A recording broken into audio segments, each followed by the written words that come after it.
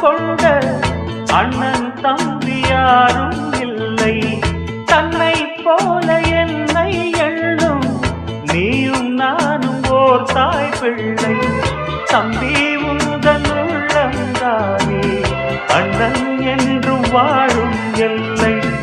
ஒன்றாய் காணும் வானம் என்றும் ரெண்டாய் மாற நியாயம் இல்லை.